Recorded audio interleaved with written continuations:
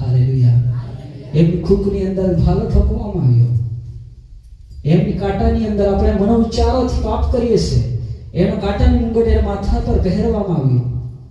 એના હાથો પગની અંદર ખીલા ઠોકવામાં આવ્યા.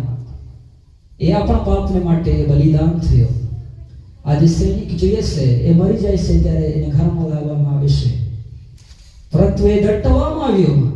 પરંતુ બાઇબલ વચન કહે છે ત્રીજે દિવસે જીવતો ઉઠ્યો. હાલેલુયા. કોઈ બોર્ડર પર વ્યક્તિ મરી જાય છે, કોઈ દિવસ જીવતો નહીં થાય. એ તો પરાક્રમી અદ્ભુત મંત્રી છે. એટલા માટે એની આજે પણ ઇઝરાયલની અંદર આજે પણ એની કબર ખાલી છે. ઘણા લોકો આજે જોવા જાય છે. Hallelujah, hallelujah, hallelujah. આજે પણ ઈસુની કબર ખાલી છે ઇઝરાયલની અંદર. ઈસુનો જન્મ ક્યાં થયો એ સ્થળ પર ત્યાં છે. ઘણા લોકો આજે જોવા જાય છે. મારા પ્રિયો, આજે પણ ઈસુની કબર ખાલી છે. દેવનો આભાર માની આપણે જોરદાર તાળીઓ પાડીએ.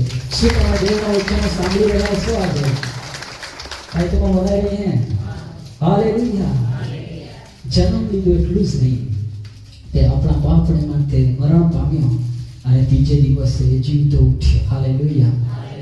40 દિવસો સુધી લોકોને દર્શન આપતો રહ્યો અને હજુ પણ એ તમને અને મને લેવાને માટે આવનાર છે. હાલેલુયા. કેટલા લોકો ઈસુને